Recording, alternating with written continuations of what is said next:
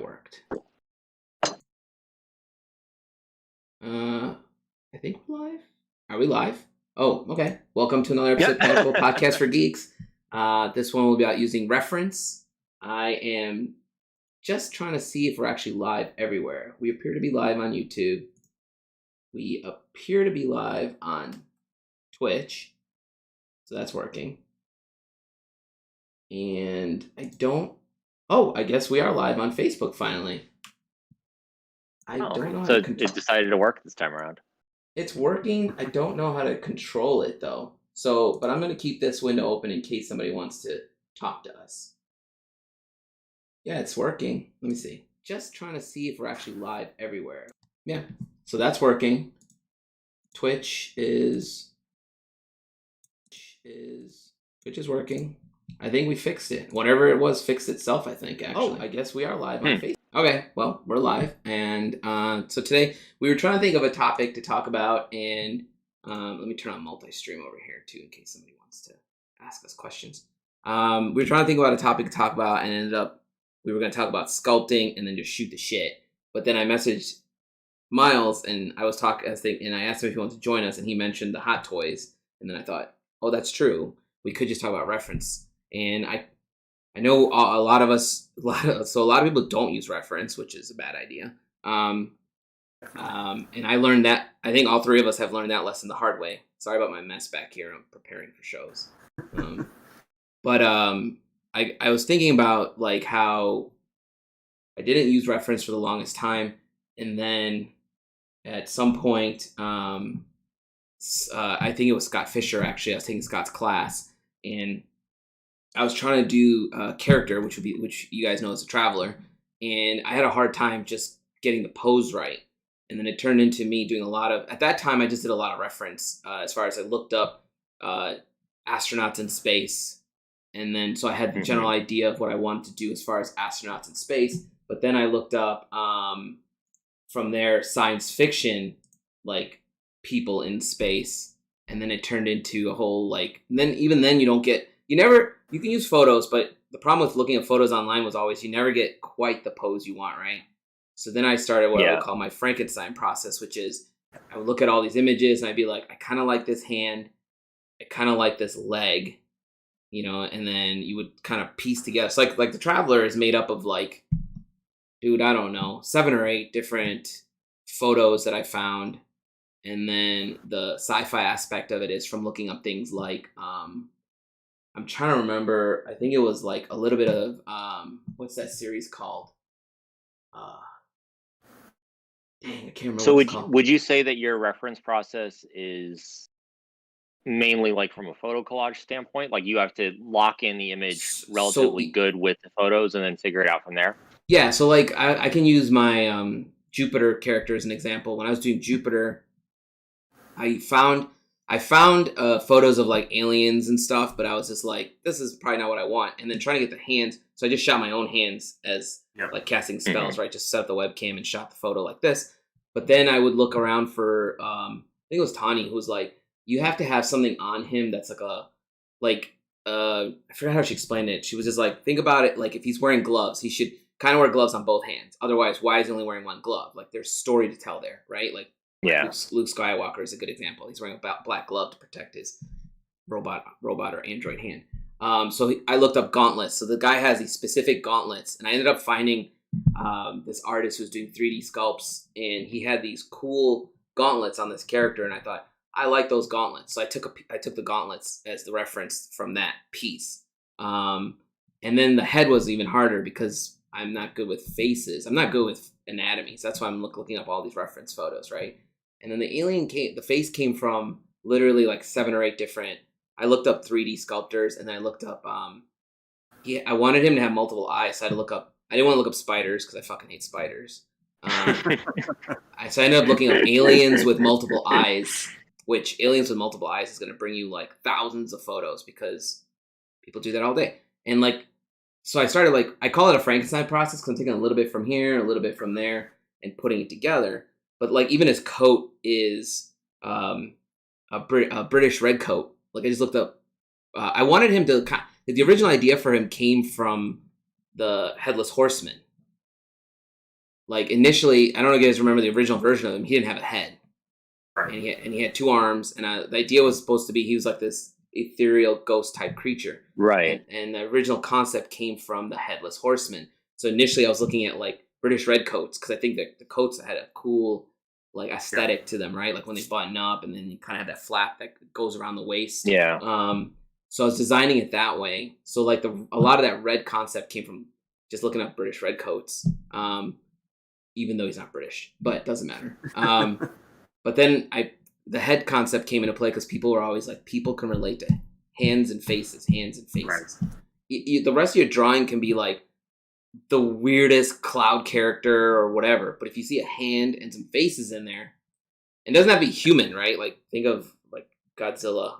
I'm looking at Andrew's shirt, so I'm going with Godzilla here. But think of Godzilla as an example. He's got a face and his hand. And in Godzilla's case, his face is the big thing. Like the face has to read as a face. Otherwise, it's really hard to sell the rest of the piece. And I didn't understand that for the longest time. And then as I evolved the style a little bit more, then I started using myself as photo reference. Like if you see I did the work for Renegade Games. I used my wife and myself as a scientist on the cover of Time Chase. I can't remember the game I worked on. Time Chase. Like that's me on the cover, like flipping the switches, and that's Nancy in the background like, holding the paper, like oh shit. And I did like the whole. So Andrew Thompson taught me how to like set up some lighting.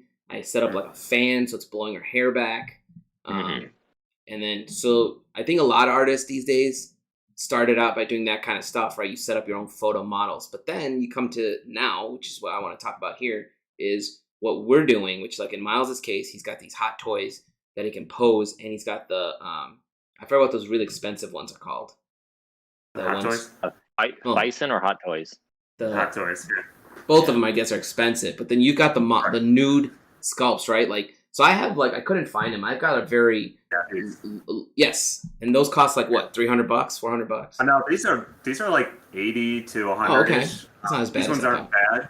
Yeah, it's the expensive ones are the hot toys back there because they're paying for licenses as well, right? So that and they have costuming and everything too. Yeah. Actually, I've got. Did that chip like Sans head and hands?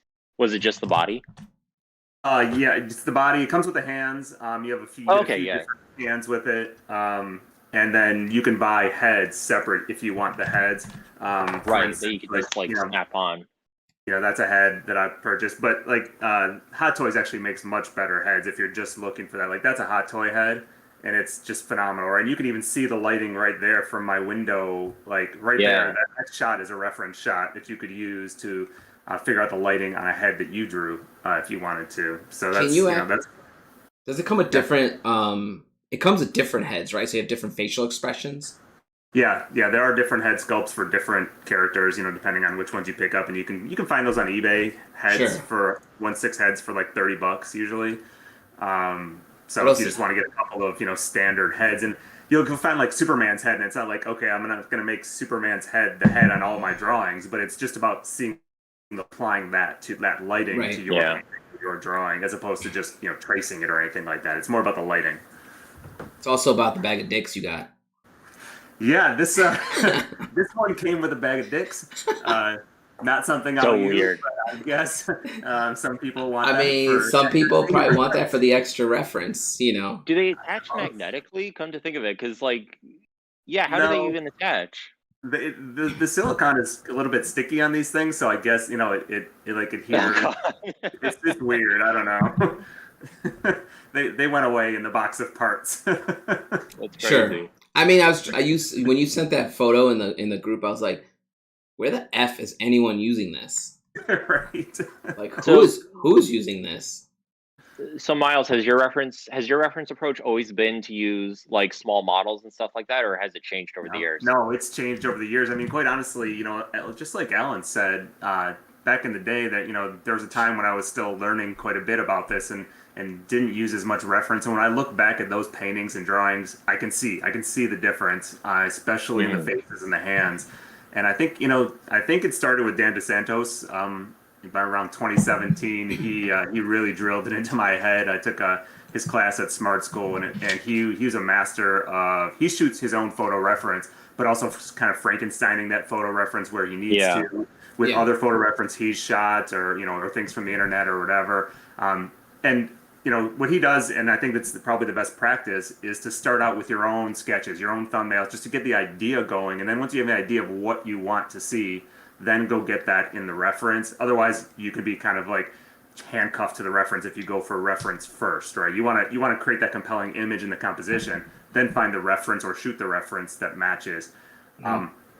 I did a lot of that with myself, shooting reference of myself a lot of times, but then I kind of found these 6-scale models, and they're pretty easy to work with and manipulate, and you can light them in various ways, and I got into collecting them as well. I started with wanting them for reference, and then all of a sudden I'm like, these are pretty damn cool. So I mean, it's come a long way.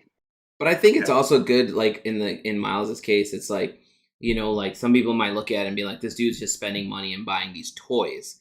But like in your case, you actually work with a lot of Marvel. You work with Marvel and you create those cards. So the reference aspect of it comes.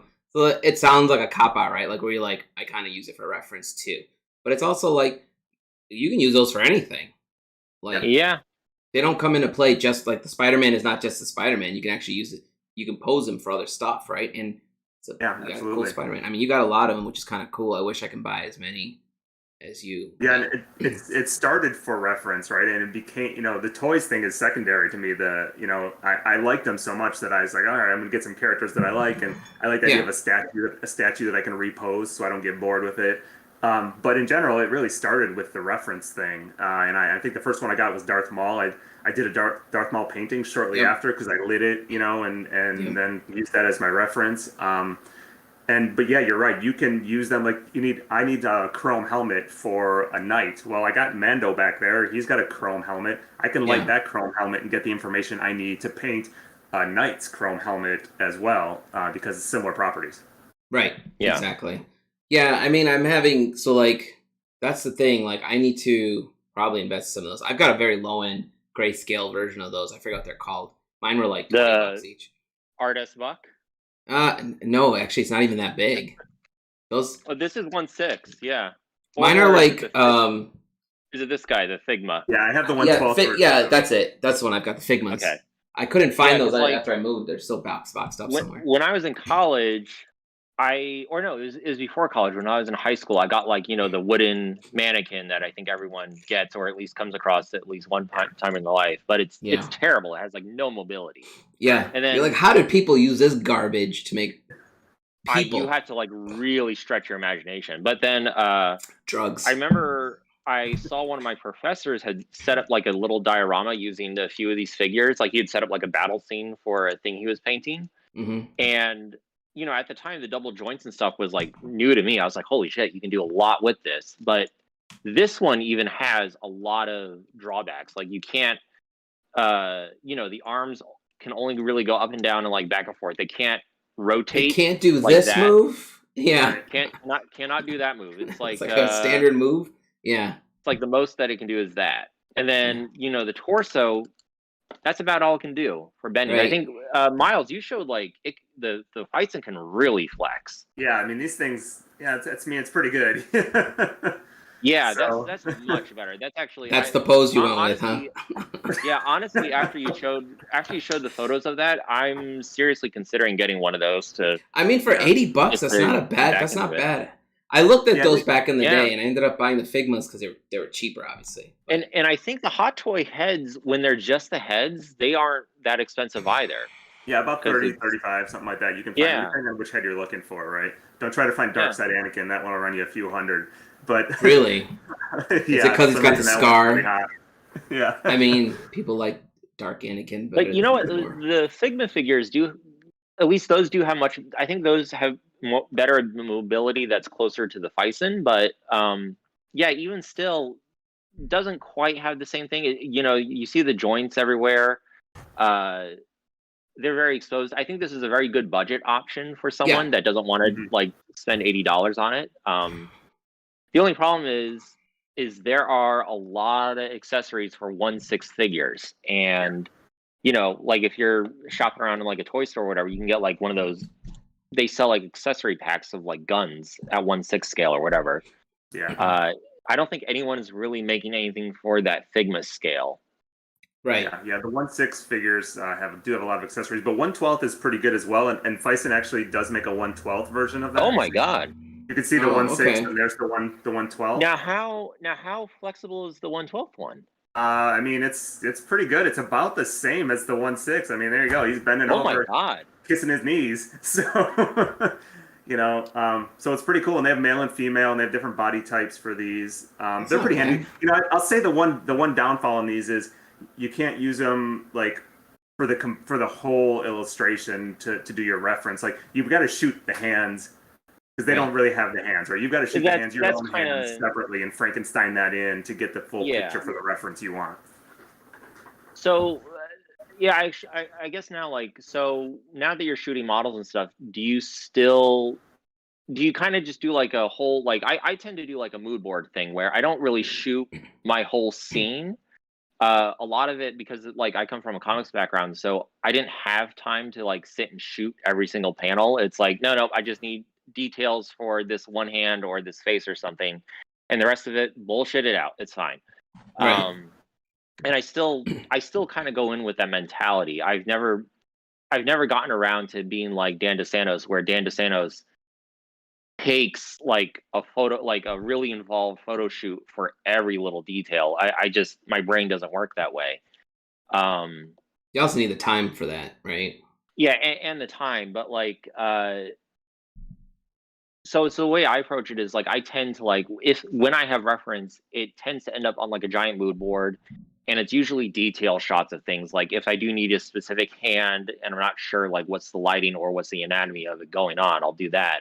Same with like a head, or if there's a certain like accoutrement or weapon or something that they have, that's a very specific thing that I'll call out. Do you do that, Miles, or do you now just like do you still Frankenstein everything together with the model shoot and everything? Like do you take those photos of your hands and then just paste them onto the model shoot?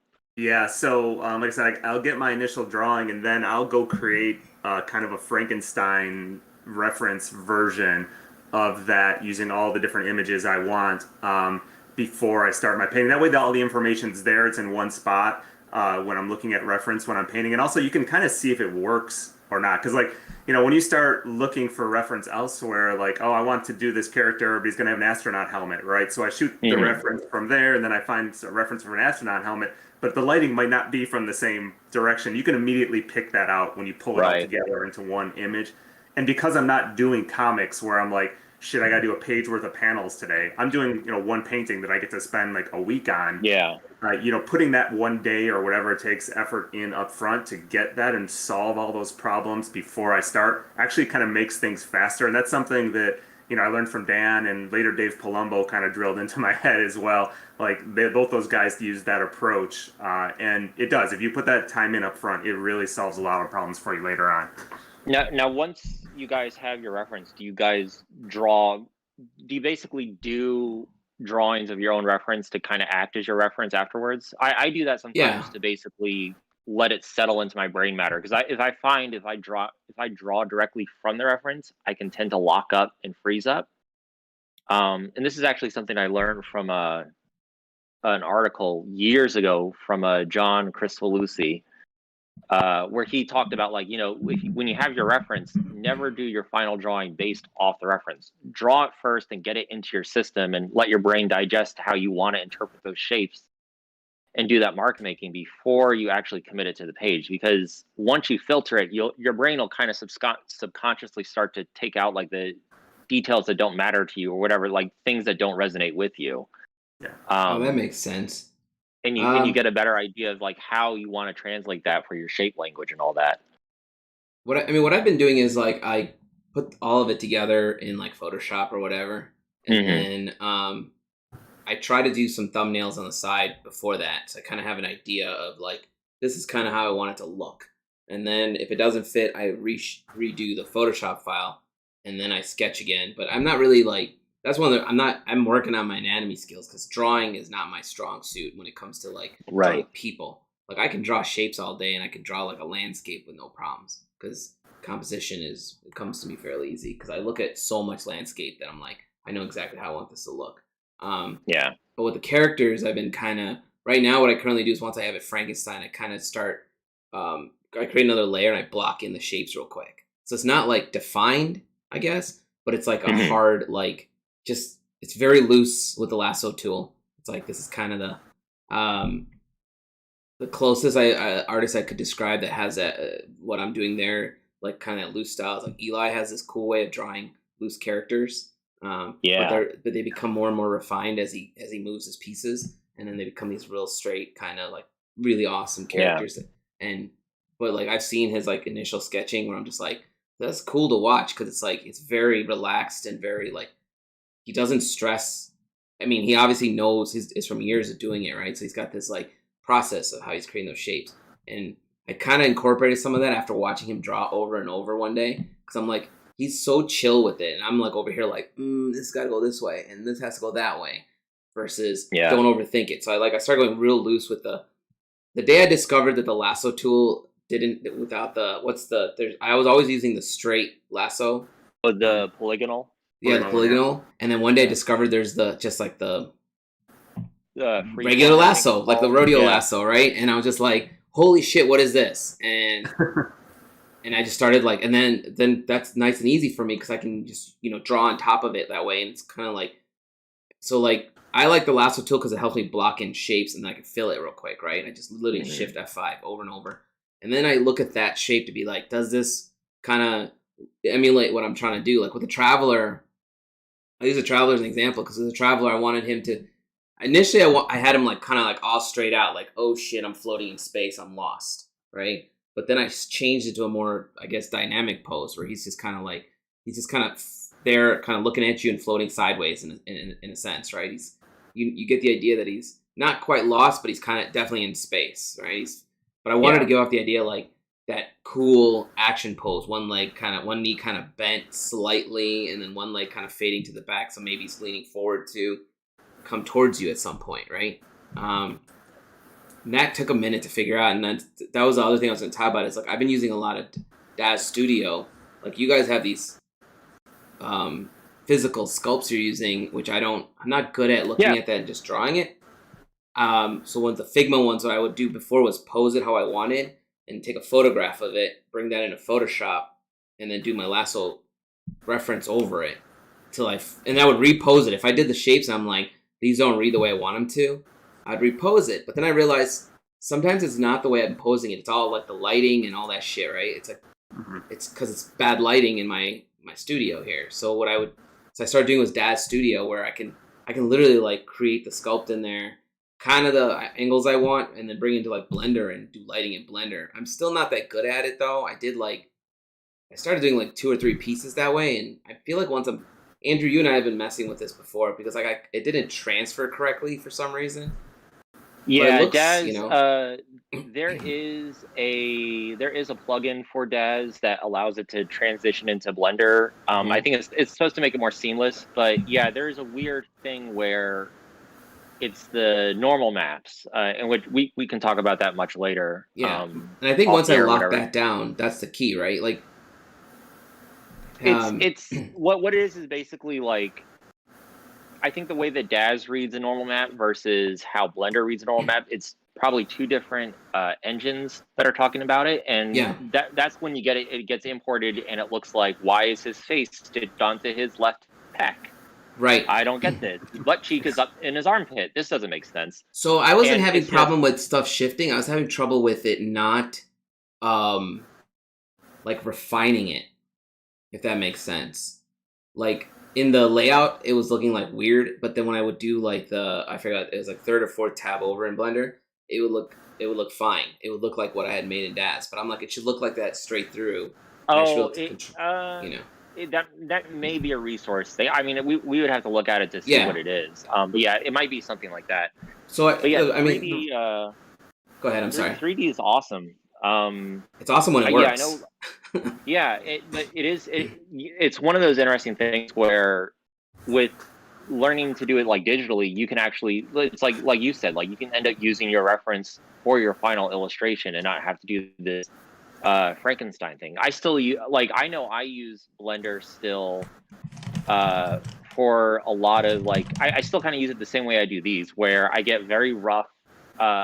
ideas in place, mainly just to get lighting information, and then I use that to figure it out later when I'm drawing it on the page or whatever. But there are some people that are like you, like Pascal Blanche. Yes, he's a huge. Yeah, he's one of the guys I looked at when I was initially started with. I want to say it was Tyler Wohl I was talking to, and he was telling me how a lot of these new magic artists have been using Daz and other apps like that to create a 3D character piece to start, and then they're so good at traditional painting. They just paint over all that, and you don't know the difference, right? You wouldn't know it unless I told you, right? Like, unless I was like, "Here's my process. I use Daz." You'd be like, "That looks great." It doesn't. At the end of the day, it comes down to what Scott always says: use whatever tools you have. Yeah, use whatever tools you've got to finish the artwork. So Daz became that tool that I want to try, and like Pascal is like amazing at it. And when I was in class with Ron, Chase Stone, I think, is another one to look at too. Down. Well, the thing with Pascal, I didn't realize is, like, I thought he was finishing off the file, and then bringing it into Photoshop and putting colors in there. I'm sorry. There's someone talking. Oh, sorry. I'm sorry, Jay. I don't remember. I don't mean to be rude. I just don't remember. I'm sorry. It says YouTube says to guard my privacy and abide by community guidelines and stuff. So let's abide by this.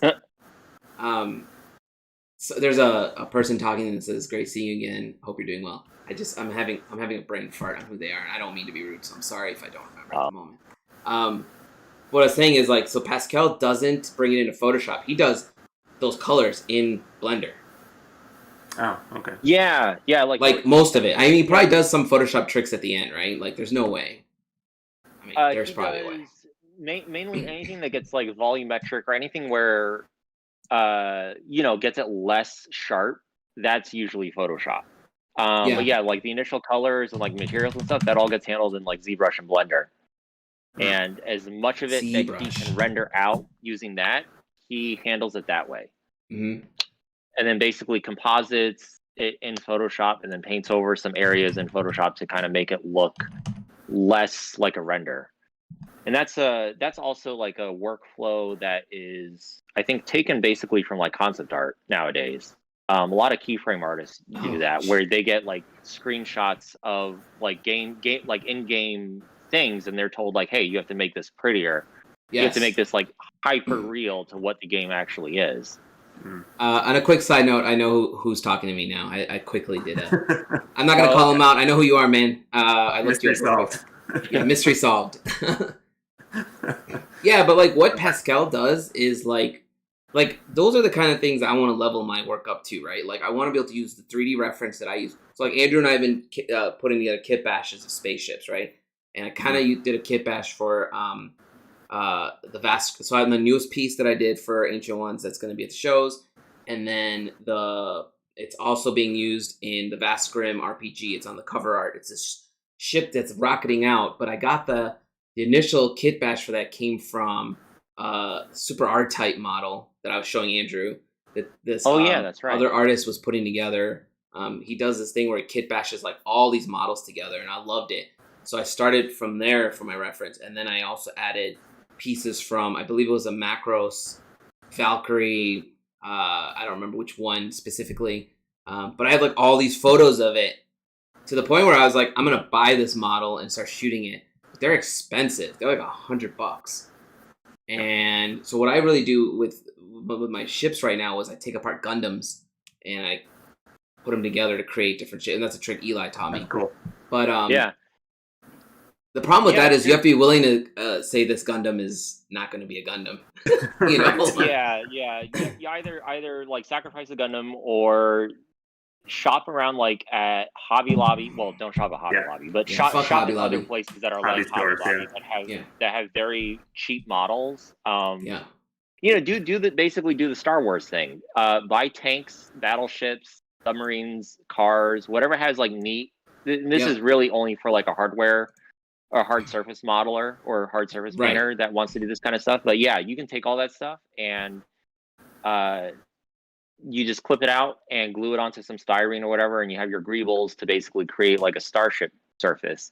If you have a specific part that you want, you could also learn how to cast that using silicone and make little castings of that part just so you have more than one. Yeah. One of the things, and it kind of takes me back a bit to when I used to play Warhammer 40K and do miniatures and paint miniatures and stuff like that. Yeah.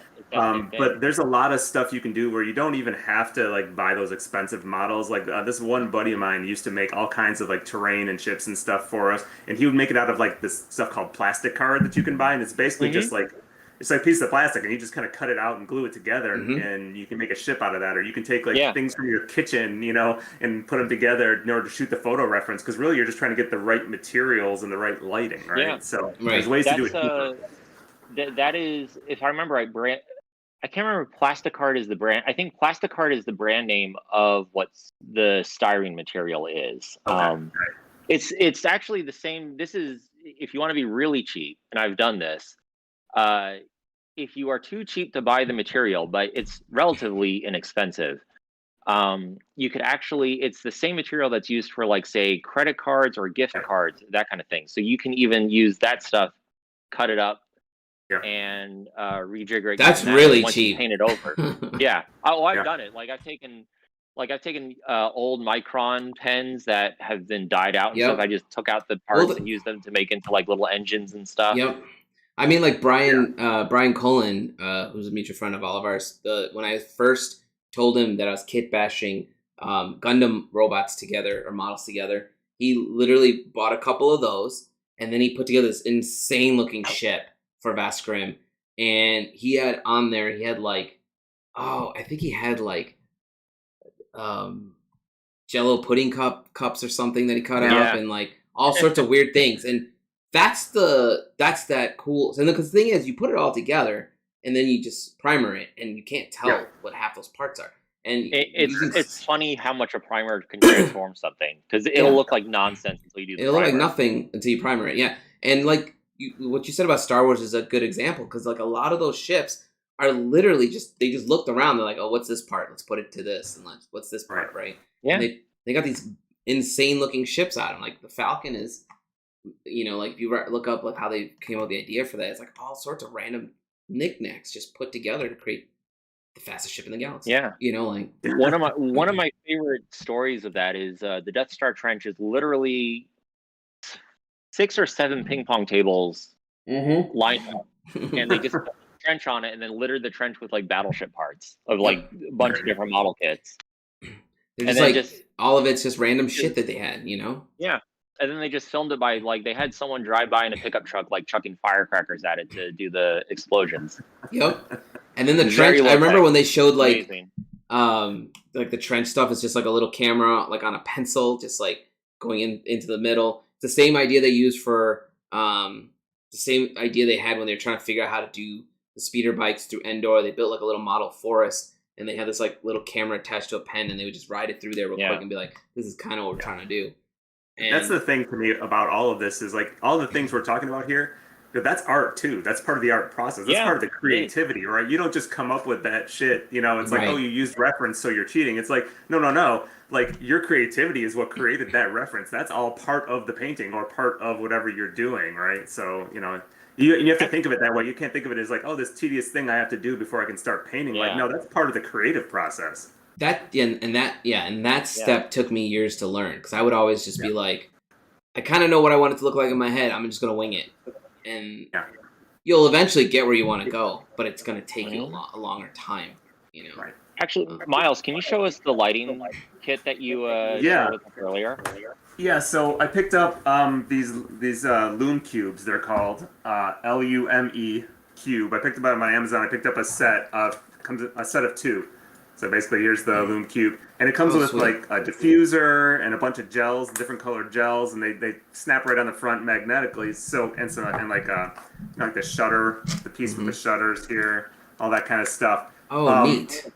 So basically, it's like a mini like lighting studio, and you can use it. And they're actually pretty darn powerful lights, and you can control the intensity of them and all of that. So I was gonna ask, like, what's the do you know what the light output is, like in terms of numbers? Hang on a second, I'm getting an echo from somebody.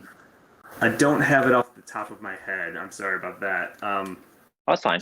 Yeah, but look those up on Amazon or whatever. You can probably find out very quickly. But Yeah. you set up a pose with one of these, and you got a light on one side, and you got your light on a backlight or a light on the other side, or your 3/4 angle with a rim light. You shoot that, and there's all the information that you might need to paint that painting. You might want to shoot your hands to get the hand reference right, or in a face if you want a more detailed face. Maybe shoot this face in the same light if you want to see the lighting on a face or your own face. But then Frankenstein all that stuff together, and then you've got a great starting point for your reference. Do you ever go like the whole James Gurney gamut where you build out a whole set for it too for the model to be lit in? That's wild. Yeah. I have not done that. The only thing I've done is some more simple things where, like, I know that there's going to be a structure, like casting a shadow on the character or whatever. And so you need that lighting information. Yeah, so I need to mock that up and see how that would fall on the figure. That's as far as I've taken. I never built a whole diorama or anything like that. Okay. Something I was thinking about, like before we started the call, that I wanted to ask you was, have you ever looked into doing like getting 3D printed weapons and stuff for your figures, like for an object that you maybe don't have access to right now, like that would be pretty cool. I've never delved into that. You can buy 3D printed stuff. It's usually expensive. You don't necessarily have what you want if you're looking for something unique. So, but I haven't tried that myself or bought a 3D printer or anything. I tend to find ways to mock those things up as best I can to get the information I need with the tools at hand.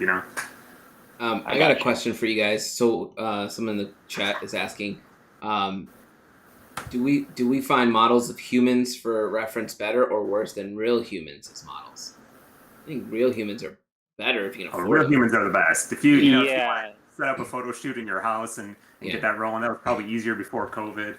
But I mean, I've heard of artists doing like video calls and just like telling the model to pose, and then they do like a screen capture or whatever. Yeah, I think you can't beat the real thing, and shoot yourself as well as a model. Is a good way to do it. But there's so many ways to go about it, right? I mean, I shoot myself a lot. Oh, go on.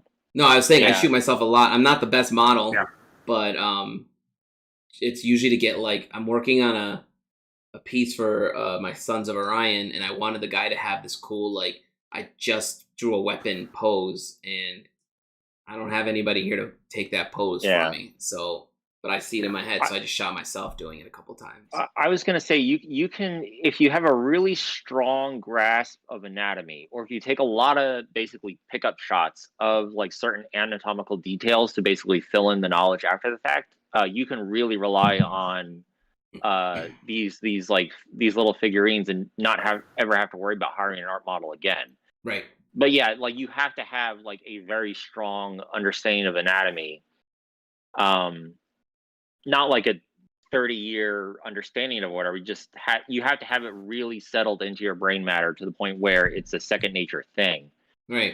Because if you're working on these and you don't have that strong of a grasp of anatomy, and you're not doing your pickup shots for like those certain anatomical details, like say like how certain muscles appear on a forearm and that kind of thing,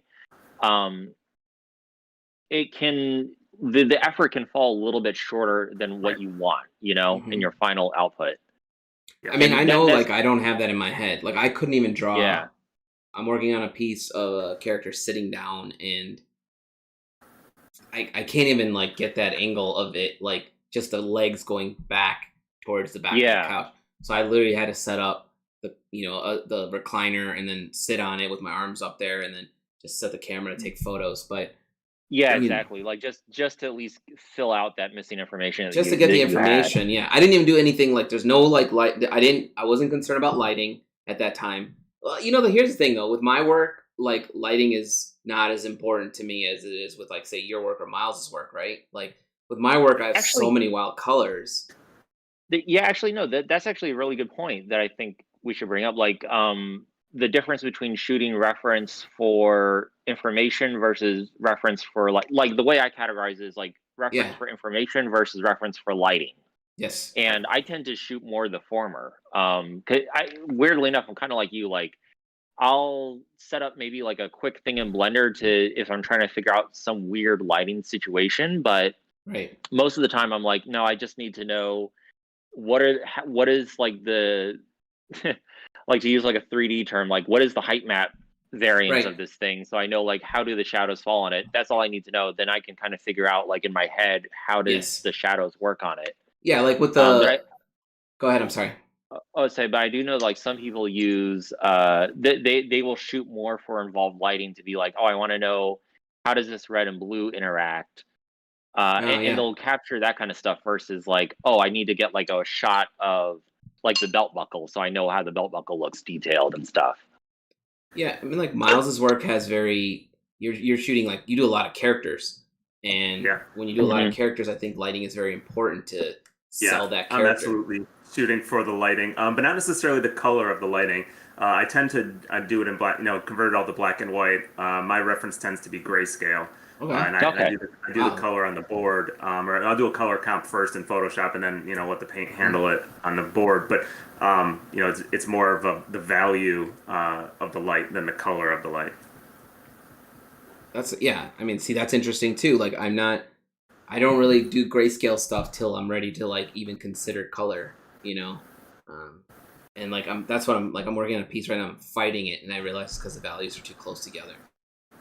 It's usually if you're fighting color, that's what it is. But like for my like lighting literally like I think the last piece I really thought about lighting was the board game cover, because I'm like, this is a very important cover that I gotta sell the depth on this and sell the characters, and lighting is important. I'm not trying to say it's not. I just think it's not as important as my reference shots.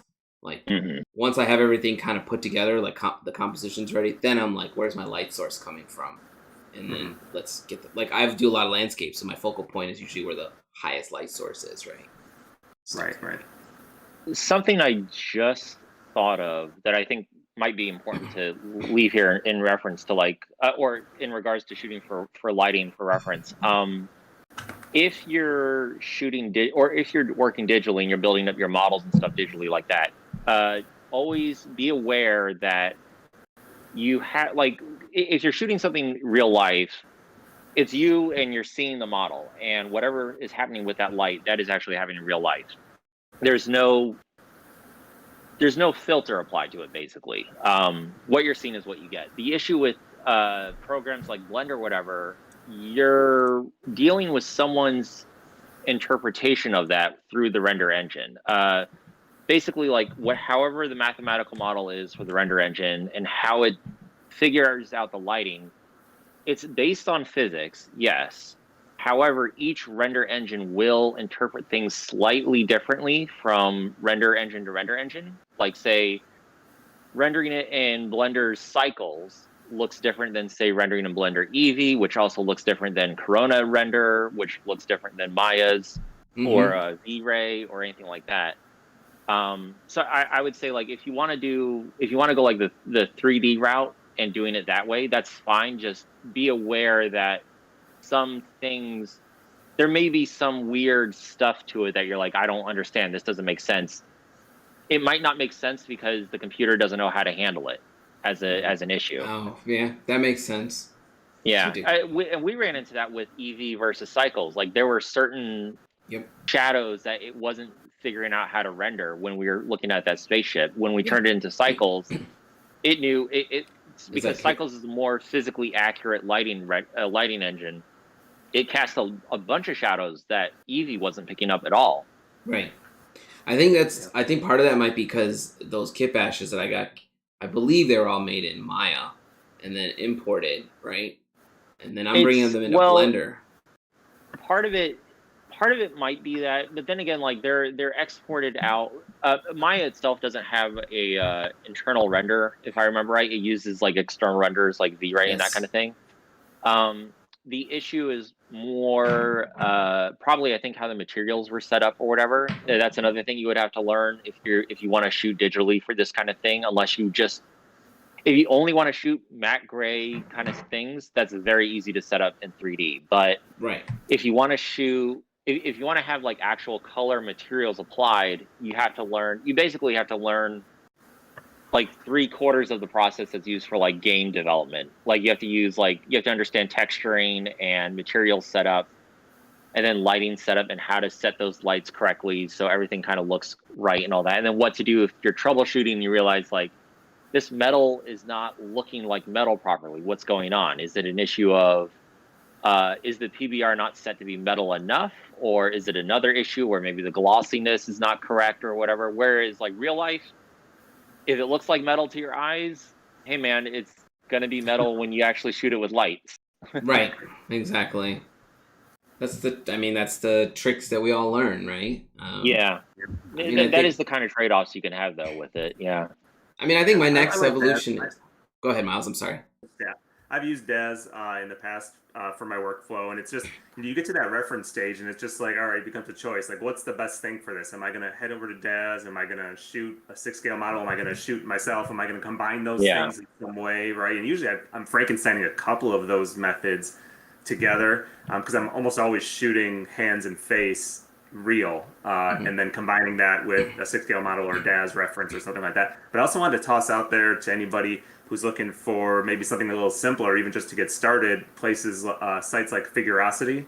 Oh yeah, site, and Anatomy 360 has some really good stuff as well. Figurosity has more models, but Anatomy 360 offers more control of the lighting. But those are a couple of good places where you can find some reference and mess around with some lighting and stuff as well without having to do the whole figure out DAS by yourself kind of a thing. What's the second site you said? Anatomy 360. Anatomy 360. Yeah, they're a fantastic resource. Yeah, I wish they had more models and more, scenes or whatever, but it's pretty good. I mean, I'd like to be able to sculpt, like, my goal is to be able to sculpt ships and characters from the series in such a way that, yes, I'm using them for models and the pieces, and then I've been talking to Andrew about creating 3D sculpts, right, like, that I can actually, like, people can actually take home and buy. Like, I was going to show off these sculpts that you made, Andrew. They're pretty sweet. Like, oh, yeah, Andrew sent me a bunch of 3D sculpts the other day. Yeah, like, we ordered these from Loot Studio. This one came out really nice. Oh, that's badass. Right? And it's I signed up for Loot Studio. It's like $15 a month, and they give you like 30 or 40 sculpts. Oh yeah, so I got that. This little guy survived the shipment. Nice. I still can't believe that staff went through okay. I think it almost broke when I was trying to take it out of the packaging, and then I got this guy. Nice. Oh, that's sweet. So they come with 4. Almost every kit comes with 4 busts, and I don't know, like, if like they're one of the artists was in Scott's class with me, basically. His name's Alberto, and every week he would show up and just show off like his work, like which he was doing for this studio. So it was a class about D&D character development, and he just like happened to be doing fantasy creatures, so he could easily work it into the class. And I was like, this dude's brilliant, and like he was literally making these models that they would then 3D print. Was that Alvaro Ribeiro? Was that his name, or is that someone else? His name is Alberto. I don't remember his last name, but he's in the Rusty crew. I'm pretty sure he is. And he was very chill, man. This dude would just show up. His skill set was like amazing. Like he really did not need to be in that class with us. Like I'd be like, hey, I drew a triangle, and he'd be like, I drew the Eiffel Tower. So like that's how I felt. But like I finally, I made a deal with Andrew. Basically, I'm like, I'll sign up. We'll split it, and then I'll pay for materials if you want to print these out, because they got some awesome sculpts. But he's doing kind of like what I would like to do, which is create ships and create characters, use them as reference for the art pieces. So now you see them on a piece of artwork that I'm selling, or I have it in my book, and then on top of that, you're like, this ship is badass. I kind of want to build this model. It's like, here it is. I made some 3D sculpts for you, like take it home and paint it, and do what or here's a file. If you don't want to print it out file, here's a file you can buy. You can take it home and print it yourself. Like, I don't really know how to control all that yet, but like even Loot Studios is like, don't be sharing it everywhere. And I'm just like, how are you stopping people from doing this? It's kind of like an honor system. I get it. And that's why we're like, we'll pay for it because we're going to print it, right? So we're like, Yeah. let's go. You know, it's not, you know, I'm not getting it for free. There are some sculptors. This kind of gets away from the referencing, but there are some sculptors that basically they offer different Patreon tiers, and you know, if you do like the lower tier, it's like, okay, you only get the things and that's it. You can kind of print them for your own personal use.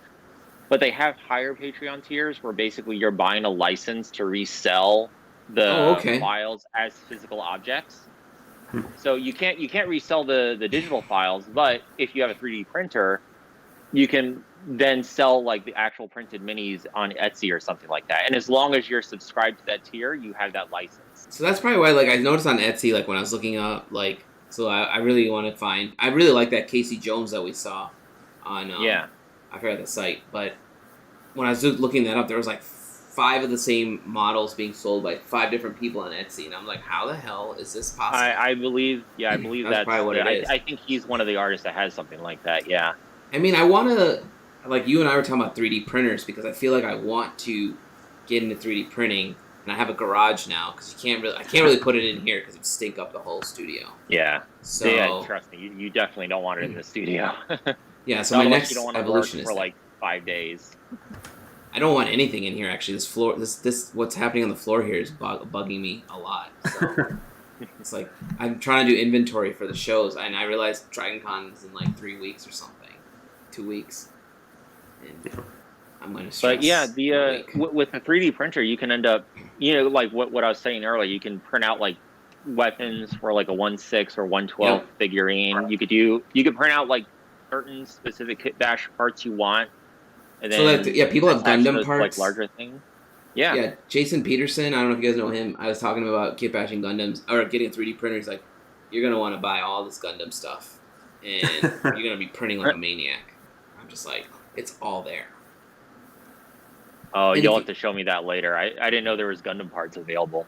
Yeah, I think he just did a quick search on the 3D site. I'll find it, but it was just like you can buy the Gundam parts for like $40, or you can buy this 3D file for like $5 and then just print it yourself, because you're really just trying to get it, like in that scenario you're really just trying to get it for the reference, right? Like, right. I literally bought I remember I looked on eBay, has parts you can buy. There's a couple stores on eBay, because Eli lived next to a store that had just a bin of like Gundam parts.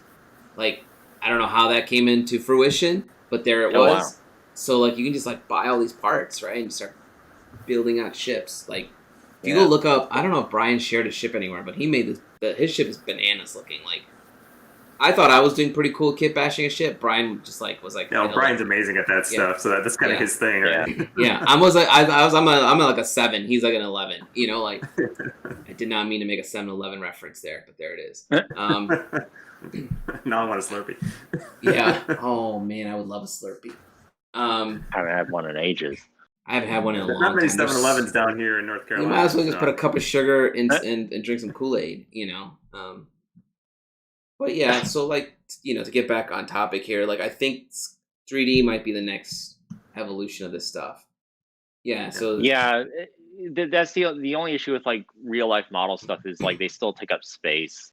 That's a major benefit of the 3D thing is like as long as you have a hard drive that holds all of it.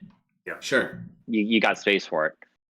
Or you get fancy display cases, you know, like Myles. A 2 or 3 terabyte hard drive is only this big versus like I have to have a whole closet of this stuff. Right. Yeah, I mean, Ben is watching us, by the way. Ben said Myles' background collection is great. Oh, thanks. You should see Ben on a good day. He poses those differently. I've seen all the shots. Yeah, right now I've got Yoda handing his lightsaber to Grogu back there, and with Mando just kind of looking on like. What's the one on the top left? Is that the armored Mando, the big one? Yeah, that's Heavy Mando. Yeah. Heavy Mando. Oh wow.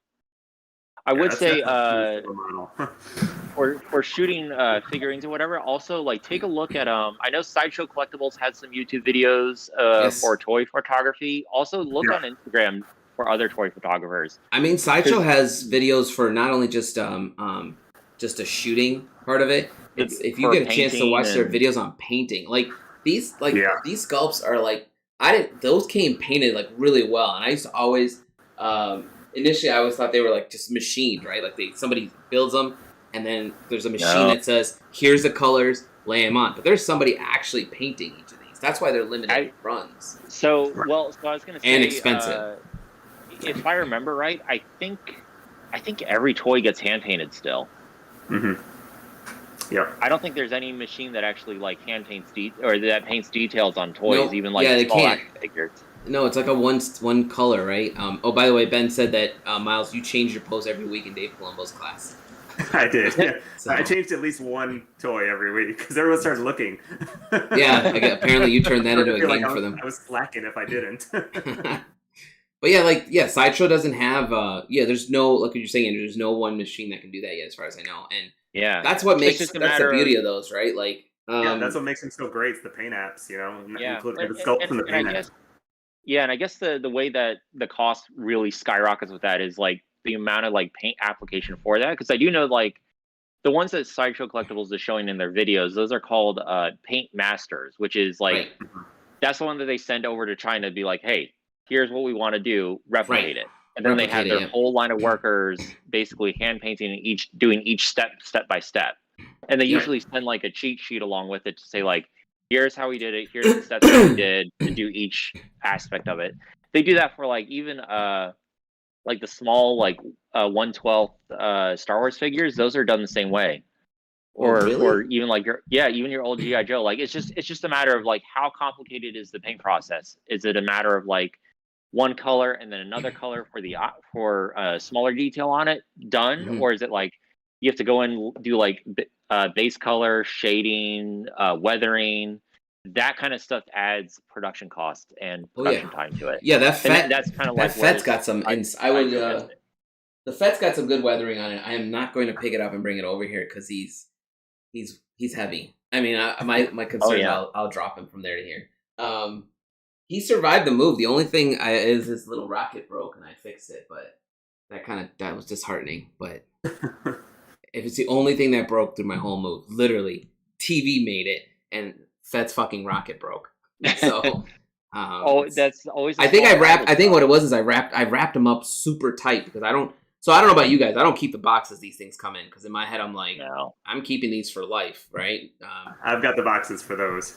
Do you have them like folded flat somewhere? No, I've got them like in a closet. I've actually bought and sold quite a few of the ones I bought. I'm like, this doesn't really fit my collection. I shoot some photos of it in case I want to use them for reference, and then I'll sell it off. It doesn't fit my collection. Yeah, these came in a box. Go up in price. So these things came in a box the size of a small child. They're like almost up to my waist. They're like about 3.5 feet tall. It's huge because they come like really wrapped up in styrofoam, like so they don't survive the shipping. But like, I don't have space for that. Yeah, these boxes aren't that big. They're like 6 by 10 by 4 kind of a thing. And they're all marked on the base. So the Fett and the Green Lantern are what they call their Mythos line. So they went up in cost a lot. I mean, that thing, I think the Fett I could probably get like $2,000 for if I sold it tomorrow. But that Mythos Darth Maul is amazing. I mean, I want to buy all the sideshows, right? It's just they're huge. It's like, where do you put them? So like, I've been kind of, I'm like Myles. I curbed my wanting to buy these things, but I forgot where I was going with this. But yeah, I mean, sideshow is a prime example of a good sculpt with good coloring and when my early process when I was starting out figuring out my style, sideshow was my reference. Like I used sideshow statues for a lot of my fan arts pieces, and if somebody was like, "Hey, that's the sideshow Batman," or "Hey, that's the sideshow Fett," was my first. That Fett right there is the first reference model I ever used. Nice. People would be like, "Hey, that looks like the sideshow Fett." I'd be like, "It is." There's no point in denying what my reference is, right? It's like that. Yeah, that's exactly what I use. Because I don't own a Fett suit, and I need reference, right? So, but that's how I got kind of started when I was starting out. Sideshow they do amazing photographs online of their pieces from multiple angles. So I was like able to like kind of guess the angles and figure things out, And then Scott's class again is where he was like, "You're using these as reference, just fine. You're doing your lasso trick on them, which is fine, but you have to jack these up a little more because otherwise." Because I was getting a lot of people. Yeah, because people were like, "Oh, you're just running a filter on them." And Scott, in Scott's class, one of the things I remember saying was like, "Sure, you can run a filter on them. The tool's there. Why wouldn't I fucking use it, right?" But it never looked the way I wanted it to look. It's really hard. The problem it became is it's hard to sell it to people to be like, I am not using a filter. I'm using a lasso tool. It's something different, yeah. Yeah, I don't know how to explain it to you guys because you've made up your mind already that I'm using a filter. So that's when Scott was like, yeah, jack it up. Let's make it a little more. And then that's when the pieces started changing, and I moved away from fan art to do Ancient One stuff. But each of those pieces, you started finding your own style and your voice, right? And that's what I had to do that, right? Because I was battling like this intense guilt of like, did I just do something wrong by using Sideshow models as reference? You know, and I know I can do this, so why are you guys getting on my ass about it, right? And then I started refining it more and more. Yeah, and that's why so many artists shoot their own reference, whether you're shooting live models or 6 scale or whatever. Like, because if you just go to Google and search for dude holding a sword, like 100 other artists have also searched for dude holding a sword. You know, and so you're going to see that same pose. Like I said, you got to find your own poses because that's actually part of the creative process. Is that you know, finding that reference. And that's where the Frankenstein process came in too, right? Because, like I said, I would take a hand. I would take a hand from here or a leg from there because I liked the way it was posed. But shooting it or modeling it is much more. It's much nicer. I was gonna say much more better, but that's a horrible sentence. Is much nicer because now you've got like the exact pose you want, right? You didn't have to because I would spend time like hunting the perfect hand. And then you're like, I just spent 30 minutes or 40 minutes looking for the perfect like arm pose that I wanted, right? Like when I could have just in 5 minutes. just shot it right there, it's done. Shot it right there, it's done. And then just bring it in and then figure out lighting and stuff. Like, but it took time and learning from my mistakes, I guess would be the way to say it, right? To get to that step. So, you know, I mean, if I use a filter anywhere, I would use it for the backgrounds. I use filters all day for the clouds. Because I'm like, I'm not going to fucking sit here drawing clouds, you know? Ben said, paying for a reference I don't have time to make has been kind of a game changer. Yeah. There are tons of sites where you can buy references of models. Reference packs. And then there's some you shouldn't shop at. We're not going to mention them here. But there's tons of sites, some really good ones. Mm-hmm. Same thing with 3D models, too. If you want to do, like, the Daz Blender route, but you don't want to because trust me, modeling takes forever to do. Places like Turbo Squid. Oh god, I'm trying to remember. Turbo Squid is actually really good. Actually, even ArtStation, as much as I'm not the biggest fan of a lot of products for it. I'm not the biggest fan of ArtStation, but they have models like ship. If you like, for my case, I'll use myself as an example. I want to do a ship. ArtStation has ships for like $1, $5. Yeah, and it's a good way to like learn how to like pull that kit bash off. And the kit, I'm lucky though, like some of the kit bashes I got from friends who were like, hey, I got this model, do you want to play around with it? Don't share it, right? Like obviously it'll get them in trouble, so I don't share it. But Ben said Sketchfab, that is a good one too. Sketchfab is a really good one. People like Jama Jurabev, he has his own line of he's got a lot of good stuff. Models. Oh, I want to get his I've been eyeing his horse from his Wild West collection because I really, really do need a new horse reference. Everybody needs horse reference. Everybody needs a horse reference, and this is the one thing I will say that toys have always fallen short on. No one has ever made a really good horse toy. Because even the people making toys are like, fuck this shit.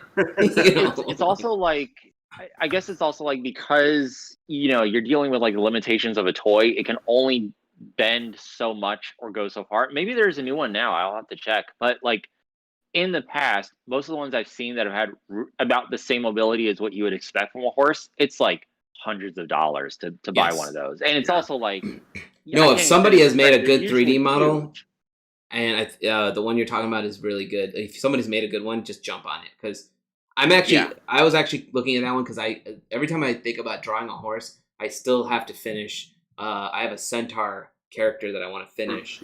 And I always say this story because it amuses me. But Sean Murray basically convinced me to not use a horse as reference, but use what they call super cows, I guess. They're like these real like the fucking cows. Ones. Yeah. They're fucking scary to look at.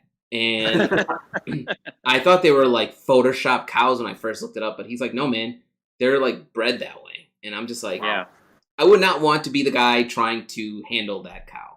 You know, like or the clown that's in the ring with that cow chasing me. Or they're super I've never bulls. looked, but I wonder if they have like a fully articulated 6-scale horse or something. It would have to be expensive. It's gotta exist. It'd be expensive as fuck, but it's gotta exist. It's been years since I've looked, but I have seen 1/6 scale articulated horses in the past, but it is like $300-$400 last I checked. And it's like, I'm not going to spend that money on it. I'm going to get this. The last horse reference I bought was from an Indiana Jones action figure. He came with a horse from like Raiders of the Lost Ark or something like that. Oh, really? Yep. Okay. Or maybe it was like Last Crusade. It was, I was going to say it's the Last Crusade. It was a toy I bought in like college. So it was like part of like Hasbro's new like Indiana Jones line or something. They had like a really nice like 1/6 figure sculpt for it, and then a horse that was like 1/6 or not 1/6, sorry, 1/12. Right. That's like perfect. It's like that big, has decent articulation for its size or whatever, and it was like that and the rider. It was like $30. I was like, all right, awesome. That's not bad. Yeah, that's really good. But yeah, nowadays, like if I'm gonna upgrade from there, it's gonna be a digital model because I don't think anyone in the toy industry has really done like a really good service for a horse at that. No, I mean at a decent price point. At a decent price point, that's the key, right? Like, yeah. So so I feel like when you talk about stuff like that, that's where the 3D stuff comes in handy, right? If you have the tenacity. Grab one other thing. 3D stuff, because you have to like. And that's where I'm like, I'm lucky. I know people like Andrew who can like help me walk. Yeah, see, that's a good sculpt. Oh yeah, this is something else. So like, this isn't obviously articulated, but this is also a really good anatomical reference. And you know, anatomy tools or I forget the other one. There's someone else that sells like a human version of this, basically. You know, the one where it's like Eckershade, where skin's on one side and then muscles on the other side, like this. This was done by. What's the artist's name? I forget his last name, but his company's name is Jun's Anatomy, JUN''S. And he's done a bunch of animals like these. This was from his cat series. The head's the head comes off. There's a more neutral head. This is just the roaring one. But yeah, he's done an ape series for like gorillas, chimps. He's done an elephant. He's done all these like animals that are usually not represented for that kind of stuff. So yeah, if you ever see something like that on eBay, like it's worth getting. That's less of a reference to look for lighting. That's more of like I need to study the anatomy of this and see what's actually happening under the surface. So then when you go look at reference, you could say, oh, okay, I know that. That's that muscle doing that thing. Right. Yeah. Which I'm not nowhere near that level yet. And yeah, Ben, buff cows. Like the piece I'm working on, he's a centaur, and the bottom half of him is basically a reference is a super cow. Nice. What was the super cow thing? Wasn't it like they're aren't they bred for meat? Like they're designed to not like allow their muscles to they have like hypertrophy for the muscles. Yeah, they're designed for like just meat production. I think they're mainly bulls and such. And I didn't do a deep dive on why they were made that way. But they're super scary to look at. And you know, it like, so that's the reference. I was doing reference on super cows, and I was looking up like Clydesdales. That's also good. Yeah. Because I wanted like the character is basically my Knight of Mars, so he's like a warhorse character, which is just, you know, but that's one character in my repertoire, I guess, that I have not finished because it is daunting to do fucking horses. Any animal, I guess, for that matter, right? Like anything with 4 legs is like, how do I do this? Like my spider piece, I had to look up. So the reference for that were spiders, legit. Because then again, that's in Scott's class. He was like, I drew this guy, and Scott's like, I don't think you really looked up spiders. And I was like, I didn't because I fucking hate spiders. And he's like, the spiders have like, you know, like kind of like a sack in the back and stuff, like, and you know, if the character's standing up on his hind legs and this guy's arms out, so he's like, it curve a specific way, right? So like, and that's when I learned to like draw over my drawing to like figure out like the angles, right? Like it's just a swoop.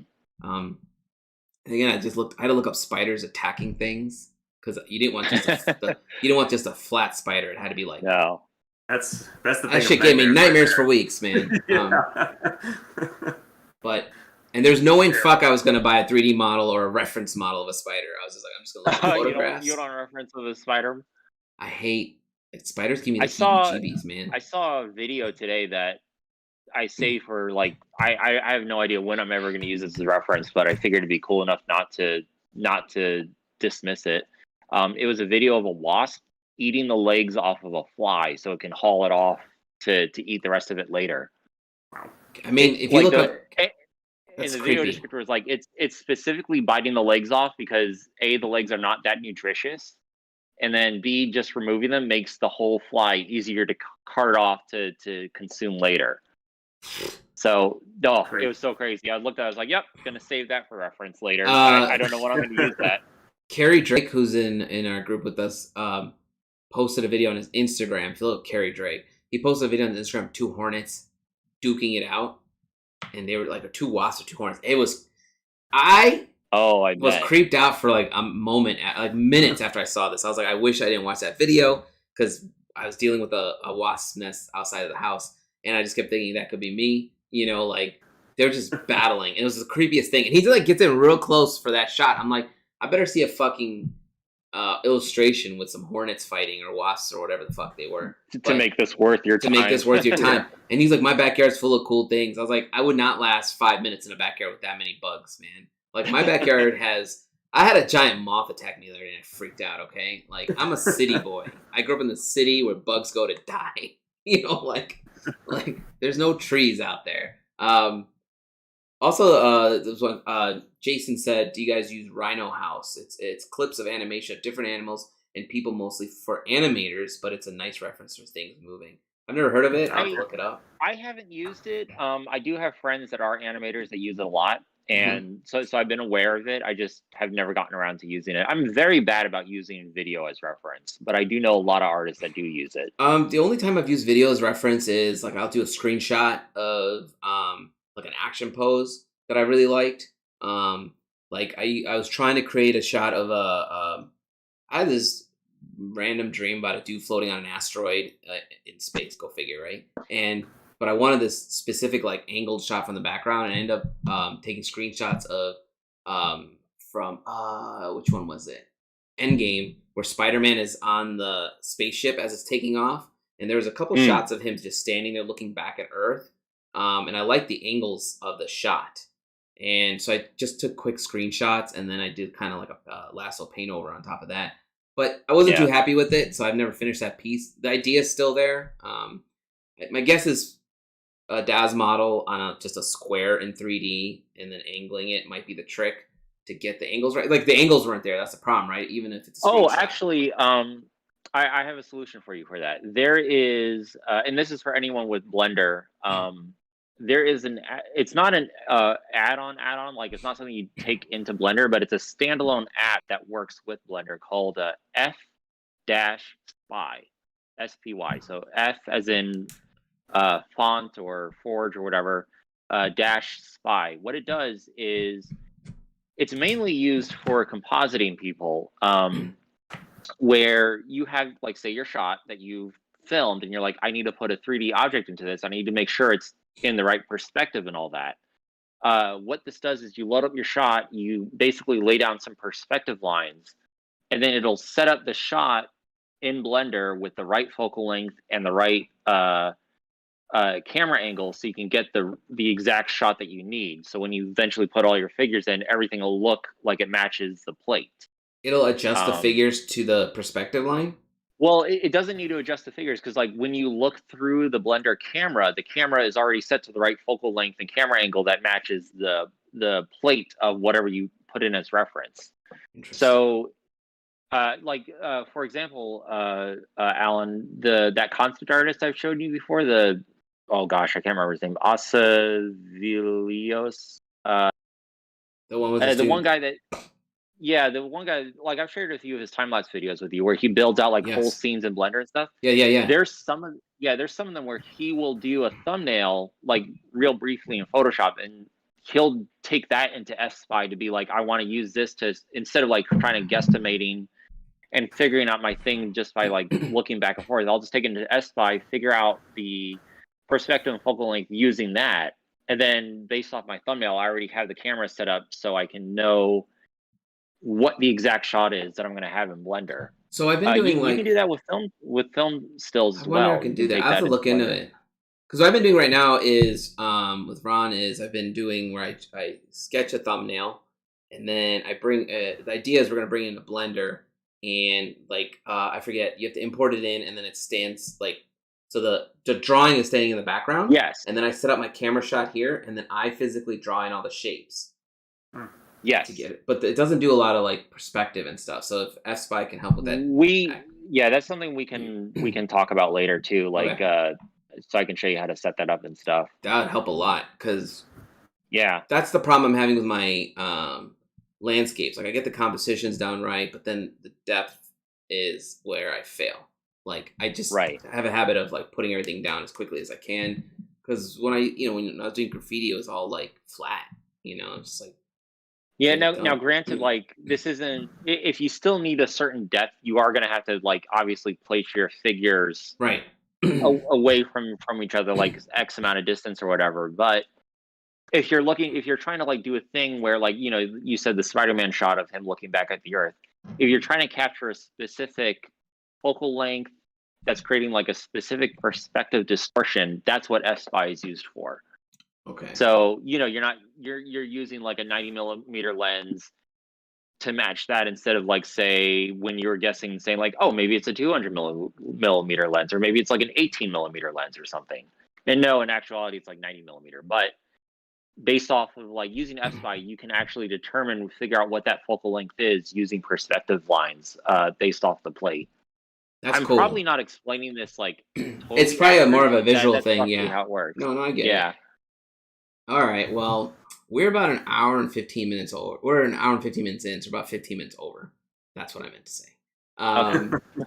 So if there's anyone watching, if you guys have questions, we can answer questions. Otherwise, we can continue this discussion on another call later. But I'm going to cancel the stream. So if anyone else got anything else to add, the only thing I got to say is use reference, man. I mean, that's a lesson I learned the hard way. I learned it the hard way. We all learned it the hard way. So. Reference. You can never take bad reference. If it's not reference you can't use for that current illustration, it's reference you can use for another illustration.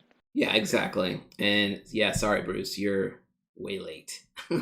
We've been on for a minute. But we'll be on again. I would like to do our next call. We're gonna maybe during the week. I gotta figure it out. I'm thinking we're gonna do one on the new What If series, starting with episode 1. Ben says I want to see those Blender time lapse Andrew's talking about. Yeah, I'll talk to him about that. I'll give Allen a link and he could post it in like the show notes or something. Yeah, I can do that. And then next week, I'm hoping to get on Daryl Louder, who is the creative art director over at Greater Than Games. We're going to see if I can sync up with him tonight or tomorrow and just see if he's available. He was supposed to be on today, but he is battling a really bad cold, which he has told me it's not COVID. So he's very specific about that. Jason said, I thought it was a myth that people thought that using reference was cheating. It's not a myth, man. People give you a hard time for using it.